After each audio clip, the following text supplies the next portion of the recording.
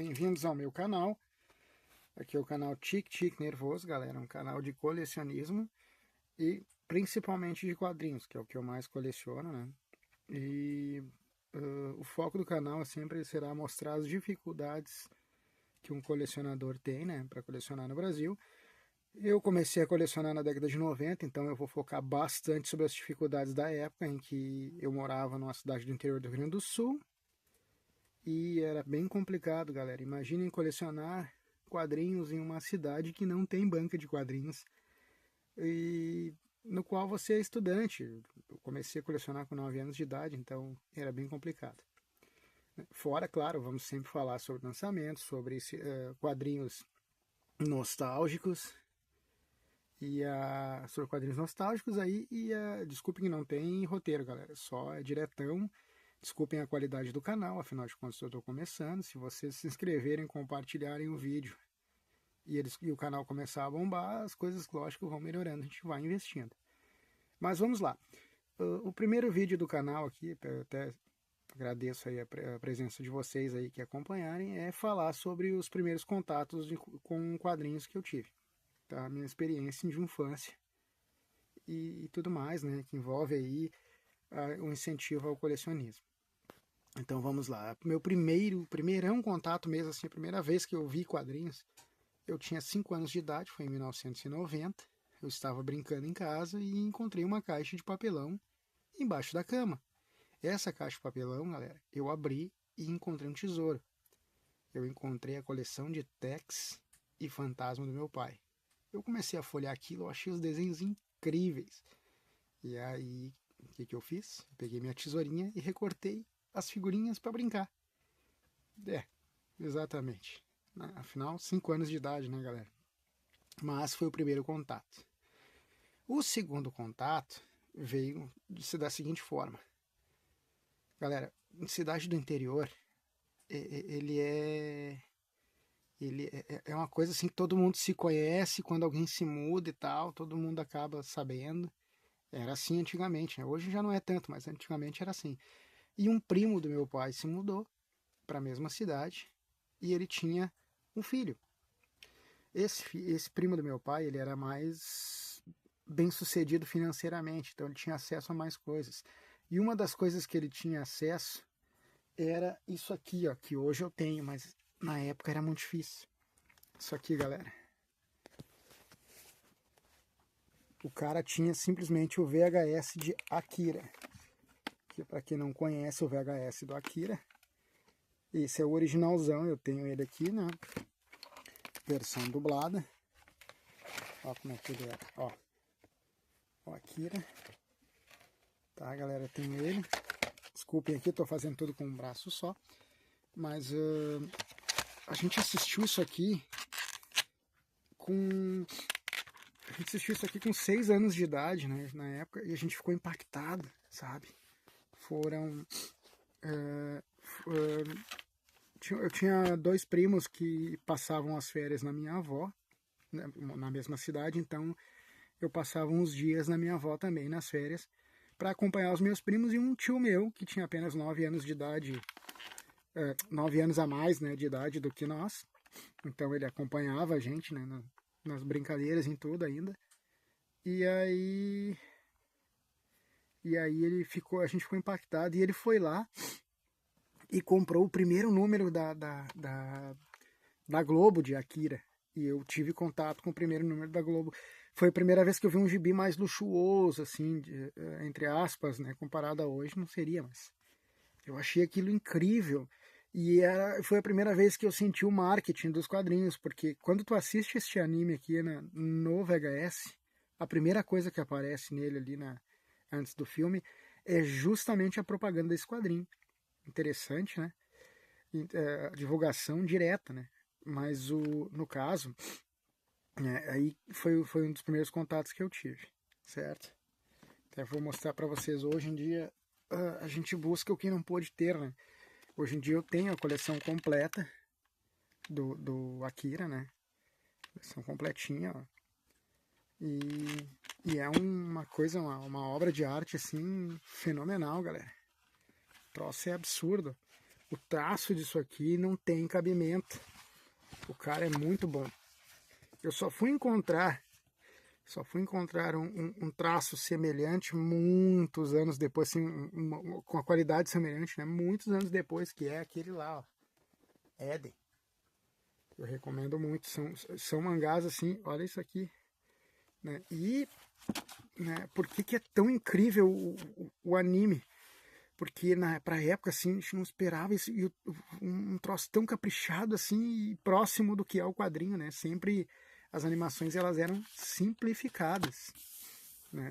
Elas eram bem simplificadas. Bom, para não perder o foco aqui, vamos lá, né, galera? Então, os primeiros contatos que eu tive foram esses aí, né? Mas até então, para mim era uma coisa bonita, né? Mas inacessível. Eu tinha 6 anos de idade, não tinha o costume de ler, apenas visualizei, né? Beleza? Aí, o que acontece? Né, galera? O que acontece? Com o passar dos anos, aliás, minto, no mesmo ano ainda, esse meu tio ele começou a se interessar por quadrinhos. Ele tinha um amigo que colecionava e ele começou a se interessar também. E aí ele aparecia com alguns quadrinhos. E um dos quadrinhos que me chamou muito a atenção na época, assim, que daí foi a primeira atitude a querer pedir um gibi para os meus pais, né? Foi As Aventuras dos Trapalhões, galera. Esse gibi aqui, ele é espetacular, né? César Sandoval, assim, ó, no auge, cara. No auge dele, assim. Uma qualidade absurda, um humor muito bom. Né? E por que me chamou muita atenção? Porque o foco do quadrinho era justamente os tokusatsu, galera. Assim, a maioria deles, né, eram os tokusatsu, que era o que fazia sucesso na época, que a gente não tinha animes ainda, assim, bem dizer, né? Era só os heróis japoneses dos tokusatsu. Assim. E, cara, olha isso aqui, cara. Era diversão pura, o humor é muito bom. Então foi que me chamou a atenção. Então eu comecei a incomodar minha mãe para comprar, minha mãe e meu pai para comprar quadrinhos por causa dessa edição aqui das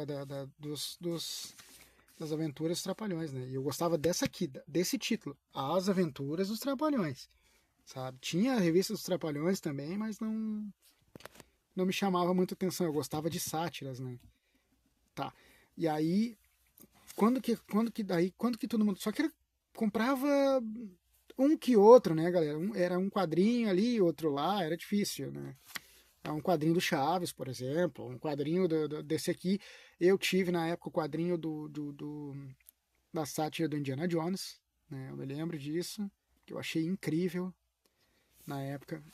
Mesmo com a cabeça de criança, eu tinha muita dificuldade para ler esses quadrinhos aqui, justamente por ser 6 anos de idade, mas eu forçava para ler porque eu gostava, né? Eu sempre gostei de admirar os desenhos, sabe? Então tá. O que acontece? Tá? Onde é que foi a virada de chave daí? Esse meu tio, ele, como eu disse, ele tem um amigo que era colecionador, né? Ele era colecionador. Então, assim como ele comprava alguns quadrinhos, uns poucos, né? Ele pegava emprestado desse amigo dele. Então, o que ele fez, cara? Esses meus primos vieram passar as férias, todo ano eles vinham, e um desses anos eles vieram passar as férias aqui no interior, né? Na minha avó, eu fui para lá e uma noite o meu tio apareceu com esse gibi aqui. E, cara, era o que tava mais bombando, porque a continuação dele estava chegando e ele pegou e trouxe esse gibi pra gente ver. E éramos crianças, não tínhamos paciência para ler um gibi mais adulto, entre aspas, né? O que o cara fez, meu? O cara pegou e leu para nós. E aí ele leu A Morte do Super-Homem. Esse quadrinho eu acredito que foi um ponto de ignição para muita gente, assim, o início, né, de tudo. A Morte do Superman, ele é fora da casinha, ele é um gibi assim fantástico do herói, tá? Por mais que alguns dizem que não é tudo isso, cara, para mim não tem. A importância dele é absurda aqui, tá? E o cara leu tudo para nós. A gente aprendeu tudo que tinha que aprender aqui desse gibi aqui. Por que ele fez isso? Por que que ele leu esse quadrinho para nós? Porque daí na noite seguinte ele chegou com este aqui, ó. Pá! O Retorno do Superman. Ele chegou com as 3 edições, tá? Eu vou mostrar para vocês essa daqui. Ele leu tudo para nós também. Tudinho. Tanto que eu guardo com muito carinho. As edições que eu tenho, elas não tem nem detonado, nada, bem dizer, né? Tem as da época, impossível tu manter perfeito, né? Esse gibi aqui foi muito importante para mim, porque justamente por causa desse personagem aqui, né? O famoso Superboy de jaqueta. Aqui a gente conheceu todos os personagens do Retorno, né? O Radicador, entre outros. Ah, desculpa aqui, gente, peraí. Aqui. Ó, temos o Superboy de jaquetinha, que mais pra frente eu viria a colecionar.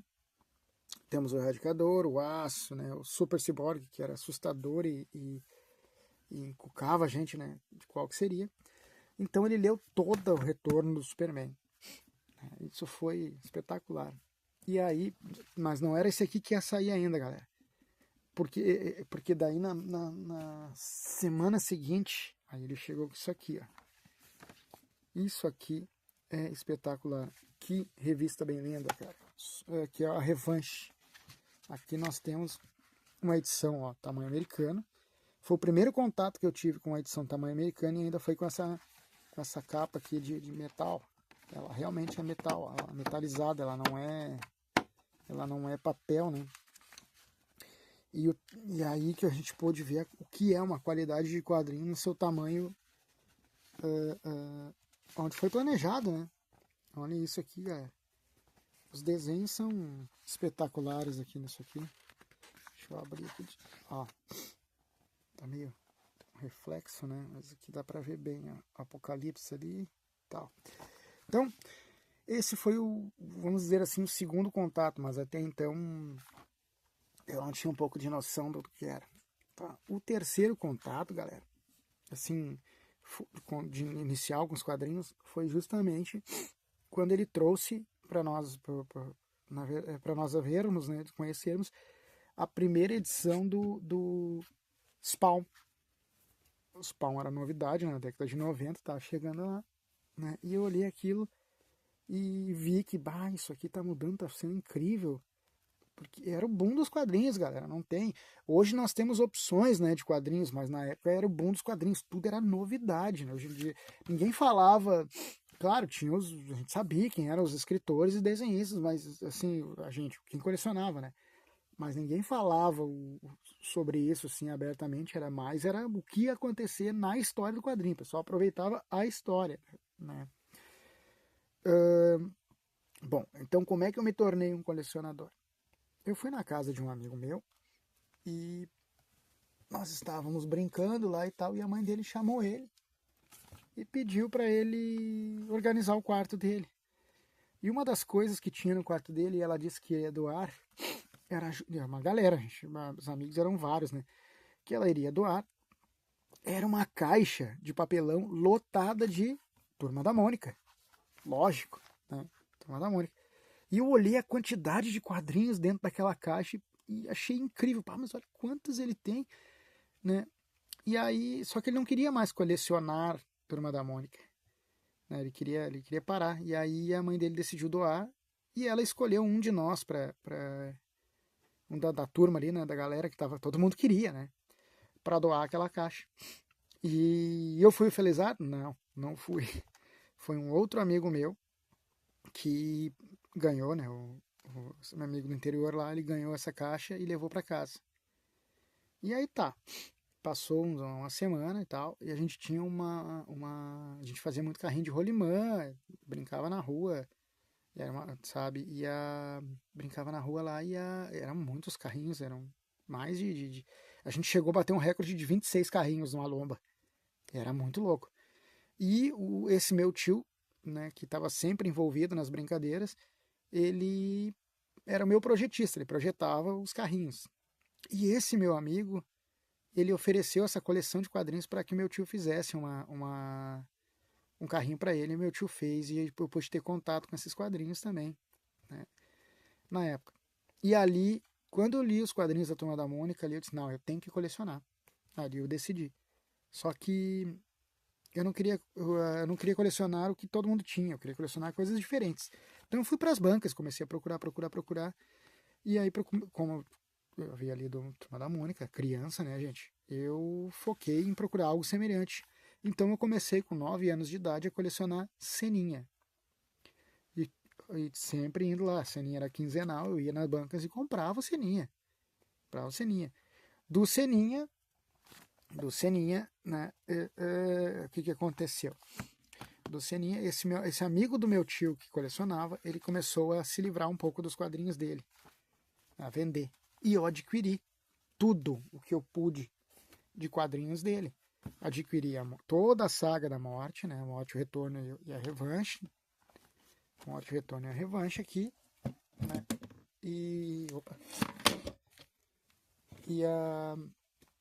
Juntos também eu adquiri gibis, tudo era gibizinho. Hoje estou readquirindo aquilo que fez parte da minha infância. Homem-Aranha 2099, tá? Eu tinha completaço, tinha tudo. Hoje estou readquirindo. Também veio para mim o completo X-Men 2099, era incrível. Vieram vários quadrinhos do Superman, tudo eu fui adquirindo com ele e tal. Os gibizinhos do Super-Homem, no caso, né? Era Super-Homem na época. E assim eu comecei a minha saga de colecionismo, tá? Eu vou deixar para um outro vídeo, né? Para falar sobre isso aí mais aprofundado. Mas e falar sobre as dificuldades de colecionar. Existe outro quadrinho que foi um marco para mim, que foi o The Darkness, lá em cima, lá, não sei se dá para vocês verem, ó. The Darkness, tá, galera? Esse foi um grande marco para mim também, incrível, né? É um grande marco ali no meu colecionismo.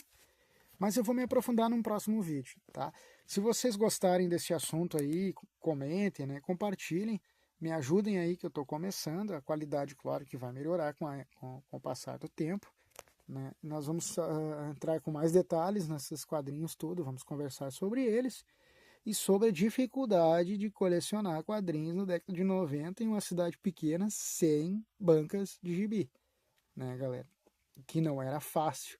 Vou contar causos, vou contar manhas, artimanhas, coisas vergonhosas que colecionadores fazem, tudo que a gente passou na época, assim, eu vou contar para vocês aí, tá? Quem gosta desse assunto, por favor, aí, né? Repito, curta, compartilhe, divulguem aí pro canal e agradecido e até a próxima, galera. Um abraço!